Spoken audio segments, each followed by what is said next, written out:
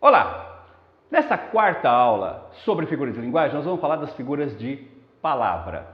Nós tivemos a aula número 1 falando sobre as figuras de som, a aula número 2 falando sobre as figuras de construção, a aula número 3 falando sobre figuras de pensamento e agora, encerrando as figuras de linguagem, nós vamos falar das figuras de palavra. Primeira figura de palavra, comparação ou símile. Consiste em uma comparação entre dois elementos feitos através de um conectivo explícito. Ou seja, há um conectivo claro no texto que mostra essa comparação. Olha o exemplo. Ó. Ela é linda como uma flor. Ela é linda como uma flor. Então eu estou comparando a beleza dessa mulher, dessa menina, com a beleza de uma flor. Isso é comparação. Aqui o cuidado, gente, é que a comparação também pode ser chamada de símile. Quando fala comparação, eu acho que não há dúvida nenhuma, você vai ter facilidade. Agora, se falar símile, você pode ficar meio dúvida por causa do nome. Então guarda, ó. Comparação é a mesma coisa que símile. A segunda figura de palavra é a metáfora, também muito comum, muito conhecida. A metáfora consiste em empregar um termo com significado diferente do habitual, com base numa relação de similaridade entre o sentido próprio e o sentido figurado. Ou seja, a metáfora implica em uma comparação também, só que sem o conectivo explícito. Eu costumo dizer que a metáfora é uma comparação abreviada. Você não tem um elemento explícito que mostra essa comparação, mas o processo é o mesmo. Dá uma olhada no exemplo. Ó. Meu pensamento é um rio subterrâneo.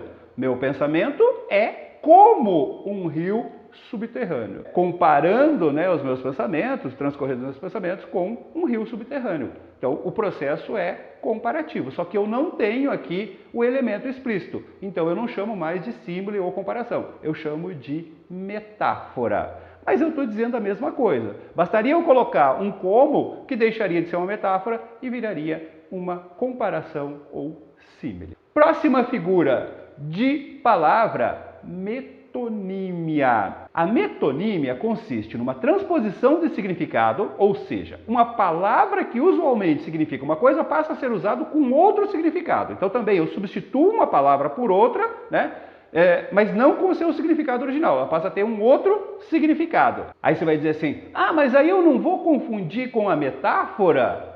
Não, porque observe, ó, nesse caso, essa transposição não é feita com base numa comparação.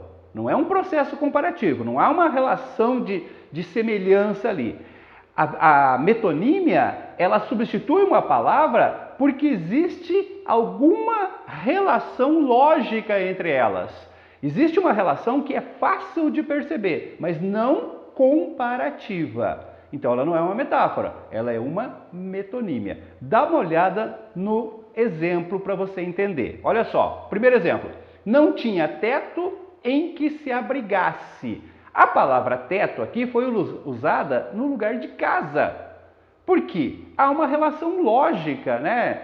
Eu queria ter um teto para morar. Eu queria ter uma casa para morar. Então essa relação lógica permite que eu use teto no lugar de casa. E aí eu tenho uma metonímia. Não é uma comparação, é uma substituição. Já sei. Você deve estar pensando assim, mas espera aí. Teto não é uma parte da casa? Então eu não estou usando uma parte para significar o todo? Isso não é uma figura chamada sinédoque que nós vimos na aula anterior? Pois é. Aqui, essa expressão teto também pode ser considerado sinédoque. Ela é metonímia e também é sinédoque, eu já falei. Às vezes, uma expressão pode ter duas ou mais classificações nas figuras de linguagem. Nesse caso, quem for fazer a prova, quem for cobrar isso, é que vai ter que tomar cuidado. Ele vai ter que especificar o que ele quer que você identifique.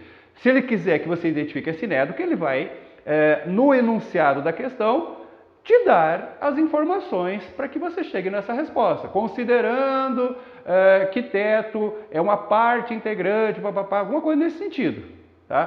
Para que você chegue em sinédoque. Ou então ele terá que aceitar as duas respostas. Tanto isso é uma sinédoque, como também pode ser uma metonímia. Agora, você deve estar pensando, mas então toda sinédoque é também uma metonímia? Toda metonímia é também uma sinédoque? Não. Observe o segundo exemplo. Ó. Devolva o machado que você levou e não leu. Devolva o machado que você levou. Machado é Machado de Assis, um escritor. Então, quando eu falo assim, devolva o machado que você levou e não leu, eu estou falando, devolva o livro do Machado. Tá? Machado aqui está no lugar de livro. E aqui você também não tem uma semelhança, portanto, não é uma metáfora. E não é uma sinédoque. Não é uma parte pelo todo agora. Tá? Não tem essa relação que tem entre teto e casa. Portanto, aqui é uma metonímia, não é uma sinédoque. Então, nem toda metonímia é uma sinédoque, mas pode acontecer de uma metonímia ser também uma sinédoque. Tem que ficar atento, tem que tomar cuidado, tá? E se isso aparecer numa questão de múltipla escolha, só vai ter uma das opções. Se tiver as duas, eles têm que aceitar as duas aí, ok? Próxima figura de palavra. Catacrese. Essa aqui, gente, ela é uma figura estranha, porque você não percebe que é uma figura. Se alguém pedir para você identificar, você vai procurar e não vai achar. Porque olha o que é a catacrese. Ó. Ela consiste em tomar um termo por empréstimo para designar um conceito por falta de um termo específico. Ou seja, não tem um termo específico para aquilo, aí eu peguei por empréstimo um outro termo. Só que, devido ao uso contínuo, você passa a não perceber mais que aquilo é um termo emprestado, tá? Que aquilo é uma catacrese. Catacrese é isso, é você usar um termo emprestado para designar uma ideia porque não tem um termo específico. Olha o exemplo, ó. O pé da mesa estava quebrado. Qual é a figura de linguagem? Você olha, não tem nada aí, está normal, porque você usa isso rotineiramente. No entanto, pé é associado a ser humano. Então, usou-se por empréstimo, pé da mesa. Olha uma catacrese que você usa rotineiramente e talvez nunca tenha se dado conta de que isso é uma catacrese. Embarcar no avião. Quando inventaram o avião, não havia um termo específico, né, para designar esse ato de entrar no avião. Aí pegaram aquele termo que se usava para designar a pessoa entrando num barco, embarcar. E acabou ficando. Usa-se rotineiramente, normalmente nem se percebe mais que isso é uma figura de linguagem. Então a catacrese é isso, tá? Boca do poço e assim por diante. Você tem vários exemplos de catacrese no seu dia a dia aí, ok? Próxima figura, sinestesia. A sinestesia, gente, consiste em mesclar numa única expressão, sensações que são percebidas por diferentes órgãos do sentido. Tá? Os sentidos naturais, tato, olfato, visão, paladar e tal. Então, quando eu crio uma expressão que mistura, que mescla esses sentidos, eu tenho uma figura de linguagem chamada sinestesia. Dá uma olhada nos exemplos aí. Ó. Primeiro, ó, a luz crua da madrugada invadia meu quarto. Luz, você percebe pelos olhos, é visão. Crua é paladar. Então, quando você fala assim, luz crua, você criou uma mistura de sentidos. Isso caracteriza uma sinestesia. Olha o outro exemplo, ó. O aroma colorido das rosas. Aroma você percebe pelo olfato, colorido pela visão. Aroma colorido é uma expressão sinestésica, mistura os sentidos naturais. Isso é sinestesia, muito utilizada na escola do simbolismo. Cruz e Souza, Afonso Guimarães usavam muito esse recurso expressivo aí. Próxima figura de pensamento, antonomásia ou perífrase. Consiste em substituir um nome por uma expressão mais ampla que o identifique com facilidade. Aqui também você vai ficar com os cuidados, tipo assim, mas não é a mesma coisa que acontece na metonímia, na metáfora, essa substituição e tal. Mas observe, gente, a metonímia, que poderia estar mais próxima aqui, é a substituição de uma expressão qualquer. Aqui está dizendo assim, ó, é a substituição de um nome. Além disso, você substitui um nome por uma expressão mais ampla que identifique isso. Olha os exemplos para ficar mais claro. Ó.